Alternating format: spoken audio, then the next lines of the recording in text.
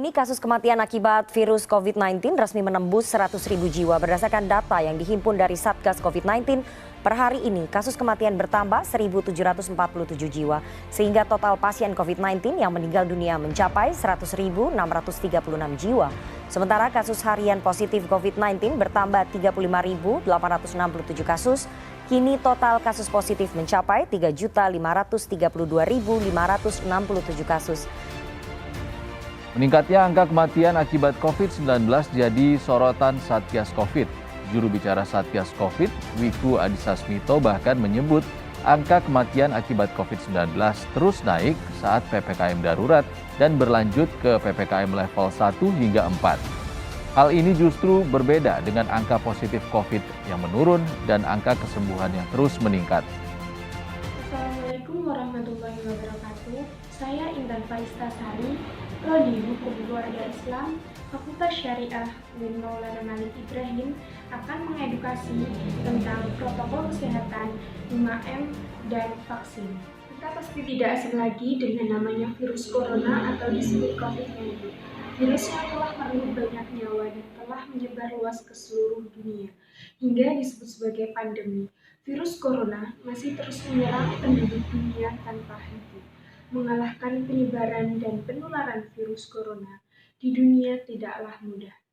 Namun, beragam cara terus dilakukan para ahli dan penduduk global demi mengakhiri ancaman virus ini yang terus menyerang bertubi-tubi. Di beberapa negara, termasuk Indonesia, pemerintah membuat pedoman dan protokol kesehatan untuk menghadapi virus corona. Tapi bukan berarti kita harus pasrah dan berdiam diri. Kita tetap harus waspada dan berjaga-jaga. Selain menjaga kesehatan, kita juga harus menjaga lainnya. Di negara kita, protokol kesehatan ini dikenal dengan sebutan 5M. Sudah tahu apa saja protokol kesehatan 5M untuk membantu pencegahan penularan virus corona? Mari kita simak video berikut ini.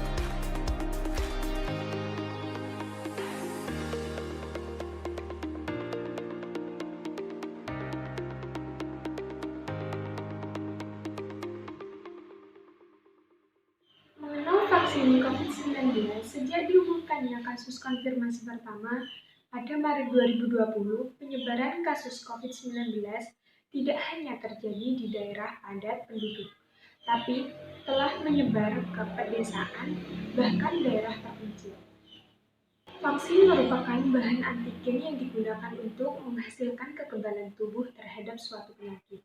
Suatu vaksin mengandung agen menyerupai mikroorganisme penyebab suatu penyakit dan sering dibuat dari mikroorganisme, virus atau bakteri yang sudah mati atau dilemahkan dari toksin salah satu protein permukaannya. Proses vaksin sudah dilakukan mulai 13 Januari 2021. Joko Widodo, Presiden Republik Indonesia, sebagai orang pertama yang menerima vaksin COVID-19. Vaksin COVID-19 yang digunakan yaitu Sinovac. Vaksin ini sebelumnya sudah melalui proses uji klinis tahap 3 dan mendapatkan Emergency Use Authorization dari Badan Pengawas Obat dan Makanan atau disebut dengan BPOM RI.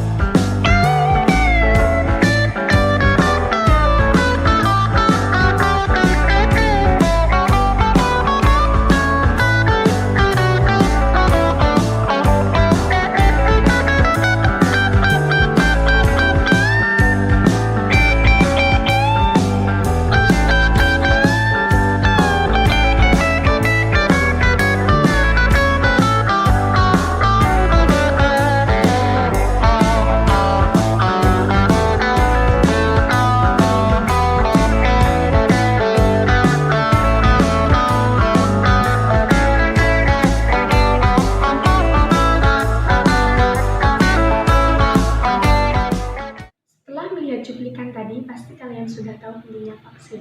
Mulai sekarang, jangan takut untuk vaksin, karena vaksin memiliki beberapa manfaat. Yang pertama, menurunkan risiko infeksi. Mengutip dari On-Demand Health, antibodi terhadap virus corona akan terbentuk setelah tubuh Anda mendapatkan vaksin, meski Anda baru mendapatkan suntikan vaksin dosis pertama. Nah, antibodi itulah yang membantu sistem imun tubuh melawan infeksi virus corona. Selain melindungi tubuh dari infeksi, vaksin COVID-19 juga dapat menurunkan tingkat penyebaran COVID di kalangan masyarakat. Yang kedua, mengurangi tingkat keparahan. Perlu diketahui, vaksin COVID-19 tidak membuat tubuh kebal terhadap virus, tapi bisa mengurangi tingkat keparahan penyakit tersebut. Yang ketiga, bisa berkumpul dengan orang lain. Selama pandemi COVID-19 berlangsung, ada banyak komunikasi yang sulit terjadi karena perlu menjaga jarak dengan orang lain. Setelah vaksin, Anda dapat mengunjungi keluarga, teman, dan kerabat yang sudah divaksin juga. Namun, Anda tetap perlu menjaga protokol kesehatan untuk menaati peraturan ya. Sekian dari saya. Wassalamualaikum warahmatullahi wabarakatuh.